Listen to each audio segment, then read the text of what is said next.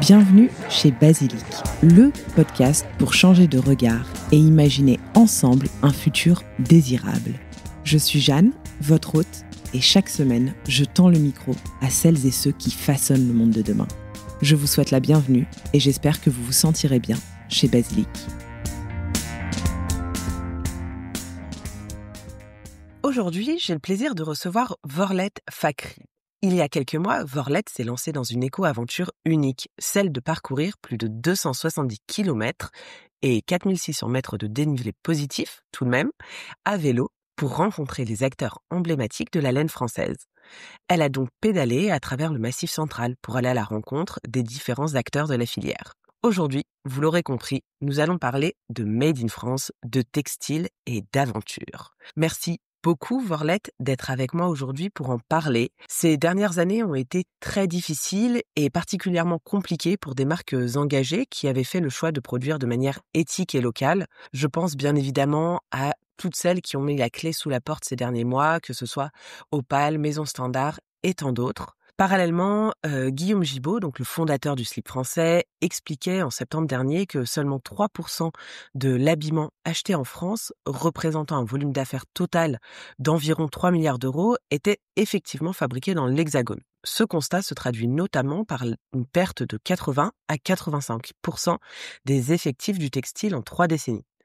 La filière, qui employait encore 600 000 collaborateurs en 90, en compte aujourd'hui plus qu'une centaine de milliers. Sans prise de conscience et rebond, elle pourrait à terme se réduire encore. Voilà ce que disait Guillaume Gibaud il y a donc quelques mois. On le sent, on le comprend, il y a une véritable crise du textile. Et pourtant, toi, Vorlet, tu as fait le choix, tu as fait partie de ces éco-aventuriers optimistes, de celles et ceux qui nous donnent à voir qu'un autre avenir est possible. C'était vraiment la mission que tu t'étais donnée et c'est bien évidemment pour cette raison que je souhaitais te recevoir au micro. Je vais t'inviter à te présenter brièvement et ensuite, on va parcourir la France ensemble. Trop bien, merci. Eh bien, donc je m'appelle Vorlet Fakhri. Voilà, je suis passionnée par la mode et les textiles et ces enjeux environnementaux de manière générale.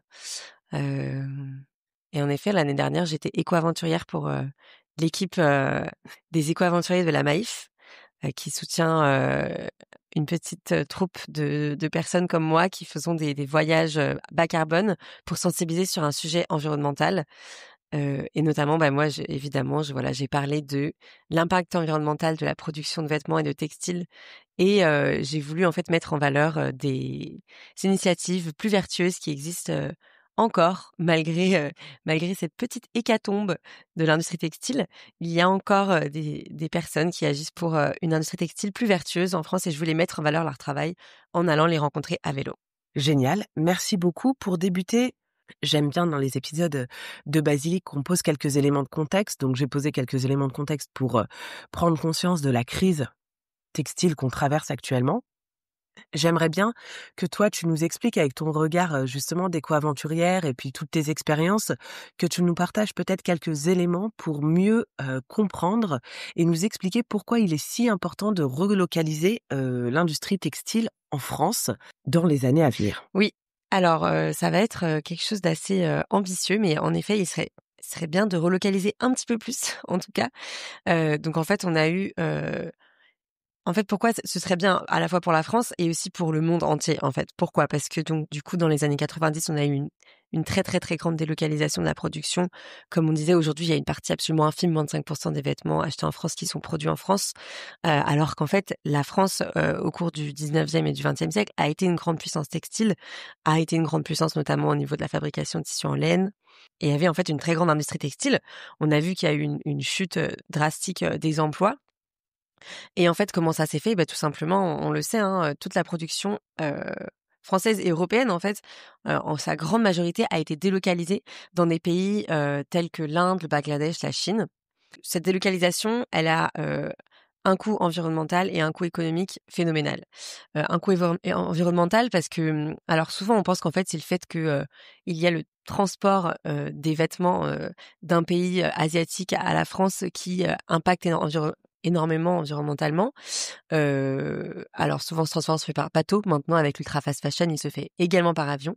Mais malgré tout, sachez que ce n'est absolument pas la part majoritaire de la pollution d'un vêtement. Elle ne vient pas de son transport. Elle vient en fait notamment du fait que ces pays, la Chine, le Bangladesh, l'Inde, ont en fait un mix énergétique qui est très carboné. Donc en gros, ils se chauffent beaucoup et ils font fonctionner les usines en fait à partir d'une industrie du charbon qui est extrêmement impactante d'un point de vue environnemental. Ça, c'est évidemment, ce n'est qu'une goutte d'eau. On pourrait aussi parler de l'impact qu'a ces industries sur l'eau, hem et aussi, en fait, tout simplement, des conditions de travail, hein, qui sont, déplorables en général ou en tout cas, quand il ne s'agit pas d'esclavagisme comme c'est le cas pour les Ouïghours, hein, qui sont exploités pour fabriquer des vêtements de fast fashion aujourd'hui. Ça va être des personnes qui sont majoritairement des femmes, parfois des mineurs, qui ont un salaire, vraiment ridicule, qui ne permet pas à ces personnes, en fait, d'avoir un mode de vie normal. Hem, donc voilà, on a ce coût environnemental, et ce coût économique qui est énorme. Un coût économique qui a en fait comment dire? Un manque à gagner en fait en tant qu'économie européenne, puisque, évidemment en délocalisant la production, voilà, il y a énormément de gains, et il y a aussi énormément de savoir-faire en fait qui ont été délocalisés et qui sont aujourd'hui en train d'être perdus en Europe. Et en fait cette délocalisation, elle a permis en fait aux consommateurs d'acheter des vêtements beaucoup moins chers pour leur porte-monnaie.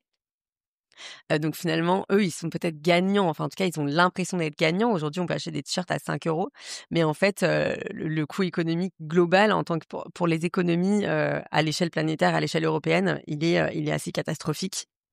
Voilà, et le coût environnemental également. Sachant que du coup, en fait, cette délocalisation, en fait, elle nous a permis surtout de faire complètement exploser les volumes de production de vêtements. Donc aujourd'hui, on produit 100 milliards, je crois, de vêtements par an. Il faudrait que je retrouve les chiffres précis. En fait, voilà, finalement, donc les chiffres, en gros, c'est qu'aujourd'hui, on produit 100 milliards de vêtements, chaque année dans le monde. Donc en fait, cette quantité de production, ce volume de production, il a doublé entre 2000 et 2014. Or, en fait, nous utilisons nos vêtements 2 fois moins longtemps, en 2000. Donc en fait, on en achète 2 fois plus. Donc en fait, vraiment, on utilise beaucoup moins longtemps nos vêtements et on en produit beaucoup trop. Donc voilà, c'est exactement en fait ce qui s'est passé et donc ça a porté énormément préjudice, à la France puisque du coup on a une perte de savoir-faire, une perte d'emploi, une perte d'une industrie, qui rapportait de l'argent en fait tout simplement. Aujourd'hui, c'est intéressant et moi je m'en suis rendu compte pendant mes voyages que, par exemple, la diagonale du vide, en fait, elle traverse des territoires qui étaient des territoires textiles et qui se sont vidés, de leurs habitants et donc ça a une conséquence évidemment pour l'industrie textile, mais aussi, pour des territoires entiers, en fait, qui vivaient puisqu'il y avait une industrie locale qui animait et qui pouvait aussi créer d'autres emplois. Donc je pense notamment, aux Cévennes, je pense au Grand Est, hem je pense au Tarn, même si ce sont des endroits où il existe encore quelques survivants, comme je le disais, la grande majorité des acteurs, sont partis dans les années 2090. Donc voilà, il est important en fait pour nous de relocaliser, la production en France. Heu, je pense pas que la France puisse, produire un jour autant que ce qui se passe en Asie et d'ailleurs on n'a pas vraiment intérêt. De toute façon, on n'a pas intérêt à produire autant de vêtements encore pendant toutes ces années à venir. Ça crée une pollution monumentale. Moi, j'ai parlé de la pollution au moment de la création du vêtement. J'ai pas parlé de la pollution au moment de la fin de vie du vêtement. Puisqu'on utilise 2 fois moins longtemps nos vêtements et quand on en consomme 2 fois plus, forcément, il y a beaucoup plus de déchets qui se créent par rapport à, par exemple, aux années 2090. Et donc, il y a aussi toute cette question de la pollution, évidemment, de l'usage de nos déchets. En plus, aujourd'hui, 70% des fibres, textiles utilisées sont des fibres synthétiques qui sont faites à partir de pétrole, qui sont en fait rien d'autre que du plastique, qui donc crée en fait aussi toutes ces problématiques de microplastique et du fait qu'en fait, le vêtement en synthétique ne se dégrade pas. Nous ne savons pas le dégrader, nous savons le recycler, mais une partie infime est recyclée aujourd'hui, même si on en parle beaucoup, ça représente une très faible part. Donc en fait, voilà, on a tout intérêt à relocaliser parce qu'en fait, nous, en Europe, on a la chance d'avoir des réglementations environnementales et des réglementations au niveau du droit du travail qui nous permettraient en fait de faire produire des vêtements, dans des conditions sociales correctes, en essayant de réduire au maximum l'impact environnemental, de la production, sur la pollution de l'eau. Et ça nous permettrait aussi, évidemment, de savoir comment les vêtements sont fabriqués, d'avoir une traçabilité correcte. Et ça nous permettrait aussi, et moi je pense que ça c'est important, de réenchanter notre univers de la mode. En fait, chacun de nous, peut-être a dans sa famille, en tout cas moi c'est le cas, des ancêtres qui ont beaucoup travaillé dans, la mode, les textiles, les vêtements et qui nous ont raconté toutes ces histoires. Aujourd'hui, il y a énormément de personnes qui ne savent pas du tout comment sont fabriqués leurs vêtements, qui ne savent pas Mmh. du tout de quoi ils sont composés, et tout ça, c'est un patrimoine historique absolument passionnant, qui a forgé l'histoire de la France et de l'Europe et je pense que relocaliser, ce serait aussi une façon de faire que les personnes soient plus proches du lieu de fabrication et qu'en fait, ils puissent, être plus sensibles à la qualité de leurs vêtements et comprendre qu'en fait, derrière le vêtement, il y a quelqu'un qui a travaillé, et qu'en fait, c'est important que cette personne travaille dans de bonnes conditions, avec des belles matières.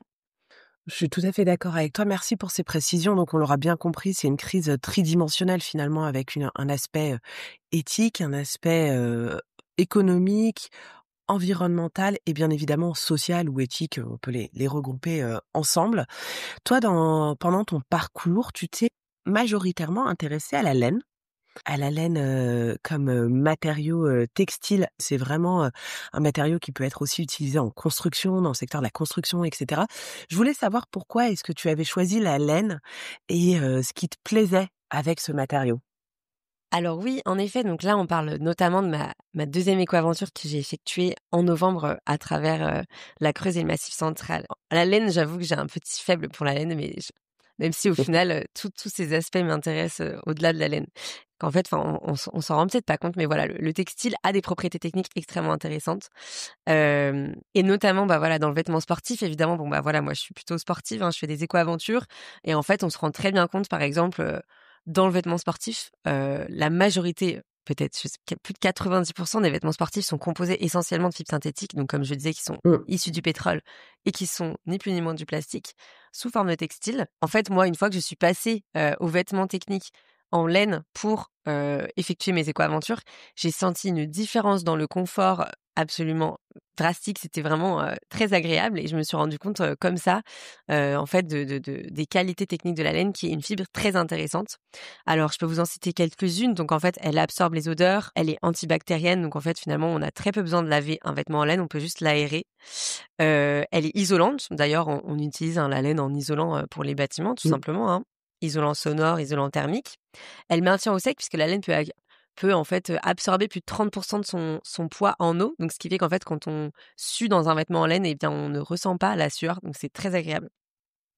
Elle est aussi biodégradable en fait quand elle n'est, pas mélangée avec d'autres fibres et quand elle n'est pas teinte de façon chimique, c'est une fibre qui est biodégradable. Et elle est aussi très résistante au frottement, très résistante au temps. Et aussi évidemment, bien, c'est une laine, enfin c'est une fibre, qui est locale. En France, on produit 10 000 tonnes de laine par an. De toute façon, à partir du moment où on élève des moutons, on est obligé de le tondre une fois par an. Donc en fait, on peut appeler ça un coproduit de l'industrie bovine. Mmh. En France, on a une soixantaine de races de moutons, différents et en fait, malheureusement, malgré ce potentiel incroyable, seuls 4 de la fibre de laine, française est valorisée, et quand elle est valorisée, en fait, pour une partie, elle est envoyée en Chine et c'est en Chine qu'elle est transformée en fil, par exemple, pour le vêtement. Mais que se passe-t-il pour les 96 autres, Eh bien, pourcents? pour les 96 autres en fait, c'est un déchet pour la majorité. Même finalement, aujourd'hui, même les éleveurs qui arrivent à vendre leur laine pour qu'elle soit utilisée, pour qu'elle soit transformée, arrivent tout juste ou souvent ils n'arrivent même pas, en fait, à couvrir le prix de la tonte avec la vente, de la laine. Donc en fait, c'est-à-dire que c'est une perte d'argent, pour les éleveurs et c'est aussi une perte de ressources, pour nous en tant que pays. Et voilà, moi je trouve qu'en fait la laine c'est absolument fascinant comme fibre parce qu'en fait nous on voit la laine de façon un peu générale, mais finalement comme je vous disais donc on a 60 un peu plus probablement de types de races de moutons dans la France et en fait ça c'est autant de qualités de laine Mmh. possibles. Évidemment, toute laine ne se vaut pas. Il y a des laines qui sont plus, faites pour, l'utilisation dans des isolants, par exemple pour le bâtiment. Il y a la laine mérinos qui est vraiment le la plus belle fibre pour le textile, qui est notamment donc, produite à Arles. Enfin, en tout cas, il y a des moutons, de laine mérinos d'Arles, près d'Arles. Donc celle-là est vraiment extrêmement douce, extrêmement bien pour le vêtement. Donc en fait, voilà, il y a plein de types de laine et ce qui est intéressant, c'est qu'en fait, un monde très complexe où finalement, la façon dont on va, élever son mouton, la façon dont on va lui donner ou pas des antibiotiques, la façon enfin le climat le climat de l'année. En fait, tous ces éléments, la façon dont on va tondre, dont on va, laver, carder la laine, en fait, ça va vraiment influencer la qualité de la laine et du coup, en fait, on va pouvoir Mmh. obtenir des types de laine très, très différents et avec des usages très différents et en fait, avec à chaque fois, en tout cas, on a toujours au rendez-vous quand même des qualités techniques assez incroyables et moi, c'est ça que je trouve très intéressant, et puis que du coup, je voulais documenter pendant mon voyage. C'est vrai que je n'y avais jamais pensé, mais en fait, des moutons, en bonne santé auront une meilleure qualité de laine, tout comme des êtres humains, en bonne santé auront une meilleure, qualité de cheveux, par exemple. Voilà, Donc, exactement. c'est assez cohérent, en C'est fait. ça et puis c'est intéressant parce qu'en fait, en faisant, du coup des je sais pas comment on peut dire ça dans les termes scientifiques, mais en faisant s'accoupler certains, moutons entre eux, tout comme on va obtenir une race de vache, superbe, au salon de l'agriculture. En fait, on peut obtenir, des races, mais je sais pas si on appelle ça vraiment race à ce stade, mais de moutons en tout cas qui vont avoir des laines, de très bonne qualité. Donc c'est comme ça que par exemple la laine mérinos d'Arles avait quasiment été perdue. Il restait peut-être plus qu'un cheptel de mérinos d'Arles et en fait, il y a eu tout un travail qui a été fait, dans les années 2000 ou même avant, je crois, pour pouvoir justement à force de faire accoupler entre eux des moutons, retrouver une qualité d'une fibre vraiment unique et qui soit vraiment pertinente, pour le vêtement. Donc en fait, tout ça, c'est aussi un travail d'entretien. On se rend compte que quand on n'entretient pas une filière, qu'elle aille en fait de l'éleveur, au filateur, en fait, on va perdre des jalons de cette filière et Mmh. c'est ça qui va d'ailleurs, je vais utiliser le tissu qui fait en fait la fibre, de la pardon, la filière de la laine en France, en fait, va se déliter à certains endroits. Et du coup, ça va couper en fait la chaîne de production. On se rend compte que c'est important quand même d'entretenir, chaque Mmh. étape de la transformation de la laine en France et malheureusement aujourd'hui, comme on disait au début de podcast, bah, voilà, c'est pas joli, à toutes les étapes de production, et on manque par exemple en France d'unités de lavage de la laine. Et comme on parlait justement, bah, de l'élevage des moutons, aujourd'hui, en fait, on se rend compte aussi qu'il y a, peut-être, un manque de communication entre, les éleveurs de moutons et le reste de la filière textile et donc du coup, par exemple, des initiatives comme, bah, Laine Paysanne ou même, Laine Hamac, que j'ai rencontré, c'est une association. Laine Hamac, Laine Paysanne, c'est une entreprise. Les 2 en fait, vont, travailler sur des formations, dédiées, en fait, aux éleveurs pour pouvoir leur permettre, en fait, de mieux comprendre comment est-ce que, en, élevant leurs moutons, ils vont, faciliter le travail, en fait, pour la suite, pour la transformation de la laine et du coup, ce qui va évidemment leur faciliter le fait de pouvoir vendre leur laine après la tonte.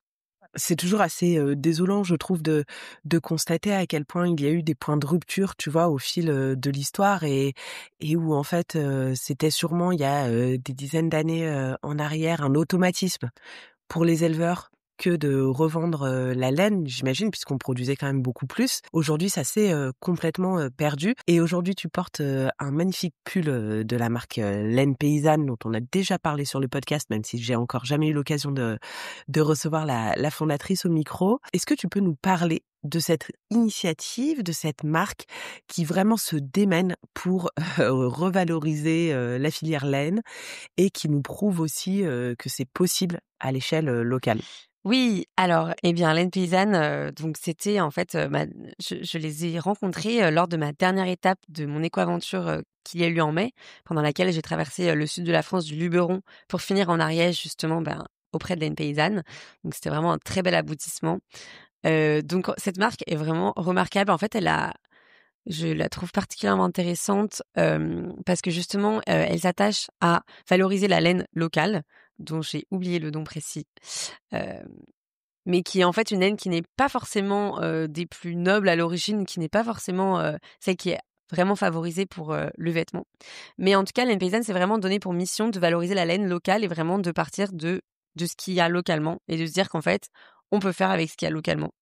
Donc ça, c'est assez intéressant parce que, bah, voilà, ça se pose un peu en opposition à une filière mode et textile aujourd'hui qui ne cesse d'acheter des matières à l'étranger et qui ne cesse de les faire produire à l'étranger. Laine Paysanne, se positionne complètement différemment et fait produire localement, donc dans la région.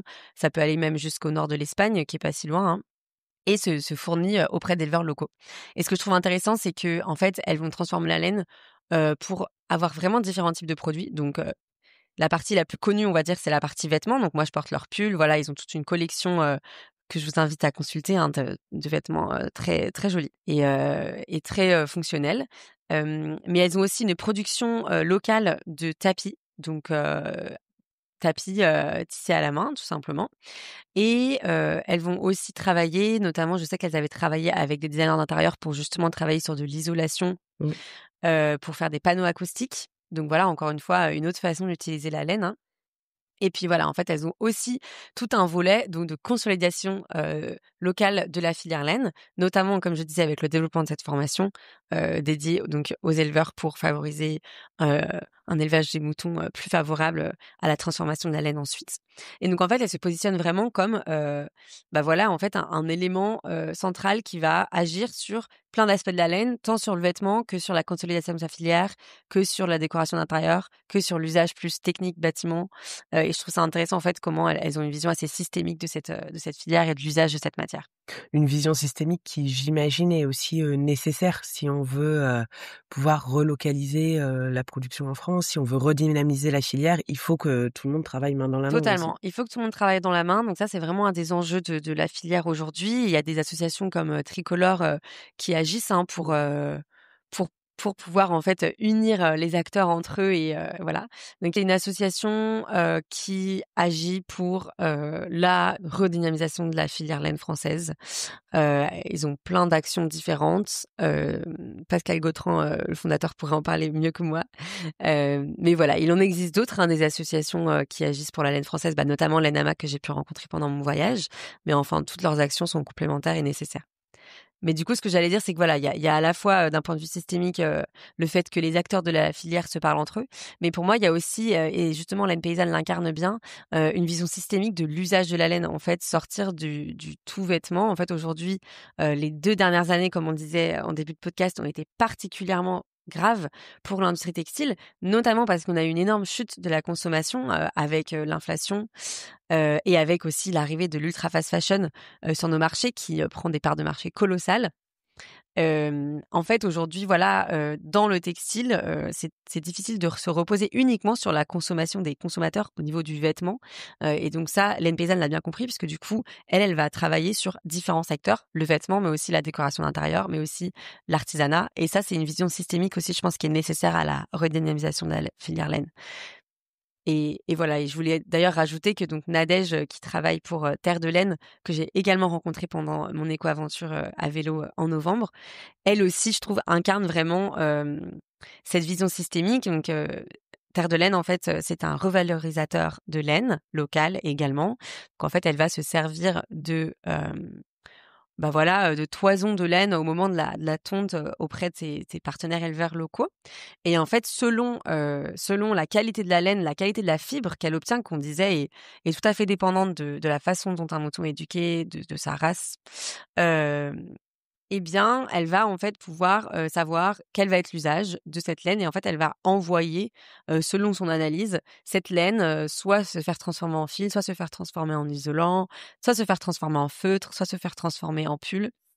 Et Mmh. voilà, et elle a un magasin, où en fait elle démontre, enfin où en fait elle vend tous ses produits, et donc c'est vraiment un magasin intéressant parce que du coup c'est un magasin dans lequel on peut voir tous les usages de la laine et toutes ses formes. Elle est vendue sous toutes ses formes, sous forme de ouate, de feutre, de fil, de pull, d'isolant, enfin voilà, c'est très intéressant. Je pense qu'on peine à imaginer tout ce qu'il est possible de faire et de concevoir, avec la laine aujourd'hui parce que, on le sait, on est de plus en plus déconnectés aussi, hein, des de ces matériaux, des matériaux qui nous entourent et peut-être moins curieux, je sais pas, mais voilà, je pense qu'on n'a pas toujours conscience de tout ce qu'il est possible de faire et des initiatives comme celle-ci nous permettent d'en reprendre conscience. Est-ce que tu as rencontré pendant ton périple, l'une de tes éco-aventures, la première ou la seconde, l'entreprise Ardelaine qui est basée, en Ardèche? Eh bien non, j'aurais beaucoup aimé, les rencontrer, mais je n'ai pas eu l'occasion. Je pense qu'ils étaient très occupés, hein. J'aurais Enfin voilà, travailler dans la filière, textile aujourd'hui, c'est quand même, c'est quand même tenir une filière du bout des bras, c'est épuisant. Il y a pas des gains économiques, mirobolants, si ce n'est, parfois des gains économiques tout court. Donc moi voilà, il y a plein d'acteurs que j'aurais voulu rencontrer qui étaient pas forcément disponibles. Ardelaine en fait partie, mais je reconnais, leur travail et je le valorise carrément. Et quand on parlait justement on se rend pas compte de tout ce qu'on peut faire avec la laine, non seulement en effet, il y a peut-être une méconnaissance de tout ce qu'on peut faire avec la laine, du potentiel de cette fibre, mais aussi, il y a aussi un manque de recherche, moi je pense, sur cette fibre. Aujourd'hui, en fait, il y a, peu, voire pas de recherche sur, R&D. de Mmh. R&D en fait, tout simplement, voilà, au sein des institutions, au sein des entreprises, sur le potentiel technique des fibres naturelles et de la laine en particulier. Et ça, je pense que c'est aussi un champ des possibles, en fait, qui nous tarde de découvrir.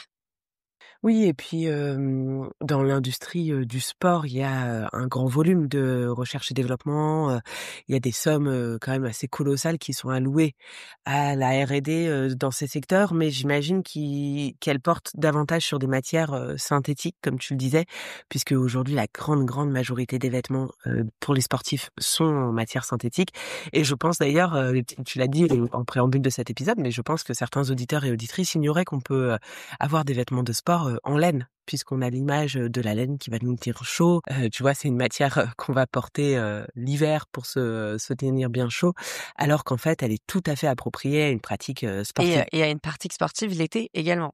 Mmh. Mmh. Il va falloir que tu viennes à Annecy, pour, motiver le secteur, de la R&D dans le milieu du sport pour leur dire, de travailler sur Bah, la laine. j'y tiens. J'espère qu'ils m'entendent, et je suis tout à fait motivée si jamais ils veulent, me faire travailler sur, le potentiel technique de la laine.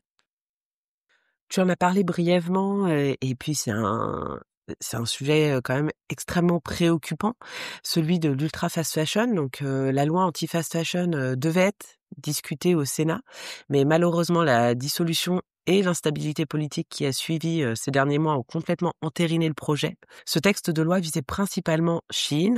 Donc aujourd'hui Shein, hein, c'est l'un des plus gros pollueurs du monde. C'est le leader en matière d'ultra fast fashion. C'est aussi la marque que les Français ont le plus, consommé, devant Vinted, Zara et cetera. C'est absolument terrifiant. Au moment des envois, de Noël, ça représentait quand même 22 des envois postaux. C'est une pollution qui est absolument colossale, au-delà de la pollution du transport, bien évidemment, hein. L'impact écologique de A à Z est colossal. Quelles sont nos armes? Alors je sais bien que toi, tu peux pas avoir les réponses sur tout, mais j'aimerais bien avoir ton regard, toi qui as parcouru la France, toi qui as rencontré des dizaines d'acteurs. Quel est aujourd'hui ton regard sur cette situation et comment est-ce qu'on doit, résister, lutter contre, l'invasion de Chine? Parce que c'est de ça dont il Oui, c'est s'agit. de ça dont il s'agit. En effet, pour donner, d'autres petits chiffres, je voulais préciser que Shein produit quand même 7 200 nouveaux modèles de vêtements par jour grâce à l'IA, hein. Avant, on parlait essentiellement de fast fashion, avec par exemple, Zara qui fait environ 52 collections par an, ce qui est déjà monumental. 7 200 vêtements par jour, autant vous dire que Zara, est déstabilisé. Donc voilà, c'est vrai que c'est un ennemi, on va dire, assez, identifié et assez colossal. Hem, En effet, par exemple, moi, j'ai eu un exemple assez criant. Bon, moi, personnellement, je consomme pas du tout, évidemment, ce genre de marque et je connais pas beaucoup de monde qui en consomme, mais je pense que c'est générationnel. Ce qui m'avait marqué, c'est quand j'avais fait une intervention dans un lycée en Ariège auprès de, on devait être, 50 étudiants, 50 lycéens en terminale. Donc voilà, sur l'impact environnemental des vêtements, dans toute la chaîne de production. Ils étaient assez scotchés d'apprendre tout ça et en fait, ils avaient tous consommé, au moins 2 vêtements Shein pendant l'année. Enfin, ils avaient tous acheté au moins 2 fois quelque chose chez Shein pendant l'année. Heu, enfin voilà, donc moi j'étais un peu désolée. Donc voilà, je pense qu'en fait, on sous-estime complètement l'impact de cette entreprise. Honnêtement, aujourd'hui, évidemment, il y a cette loi donc The Good Goods pardon, le média, qui est spécialisé donc, dans le vêtement, dans le textile et qui est très intéressant, a interpellé avec beaucoup d'acteurs du milieu récemment, les politiques, et le président pour pouvoir faire passer finalement cette loi qui est nécessaire.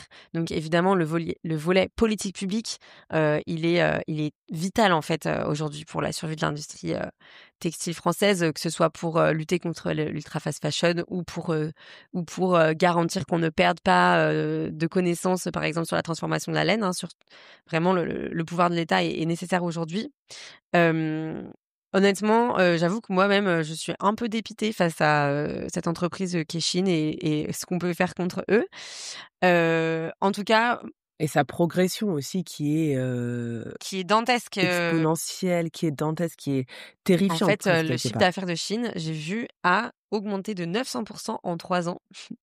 Enfin voilà, c'est vraiment fou et nous, enfin moi qui ne vois pas Chine, ne consomme pas Chine, ne vais pas sur le site internet Chine, je vois quand même de façon absolument directe les conséquences de cette entreprise sur l'industrie locale, sur la fermeture de toutes ces marques. Donc voilà, c'est vraiment un désastre. Je pense qu'un des leviers, en tout cas, donc il y a vraiment le levier politique public qui est nécessaire. Hem, il y a aussi, je pense, en fait, enfin voilà, moi, c'est ce que j'ai essayé de faire pendant mon éco-aventure, c'est de sensibiliser, en fait, les gens à et surtout les jeunes, parce que je crois que c'est majoritairement eux qui consomment chez Chine, à l'impact environnemental des vêtements et justement, comme j'en parlais, en fait, au réenchantement. Parce qu'aujourd'hui, en fait, c'est tellement simple d'acheter sur Chine que juste, c'est trop simple et c'est trop dur, du coup, de pas le faire. Et du coup, je pense qu'il faut vraiment faire comprendre aux gens la conséquence de leur acte, d'achat, comme un sorte de mini acte de vote, hein, au final. Mais après voilà, pour moi, on ne peut pas reposer uniquement sur la responsabilité du consommateur, et donc ça demande tout simplement à la responsabilité du consommateur une éducation, sur ce sujet et une éducation, auprès des jeunes notamment. Puisque du coup, bah, voilà, Chine propose des vêtements très peu chers, donc forcément, bah, les jeunes sont tout à fait tentés en fait d'avoir des pièces, à 5 €. Bah, voilà, ça n'arrive pas partout. Donc voilà. Mais tu vois, je dirais une éducation auprès des jeunes et aussi auprès des politiques.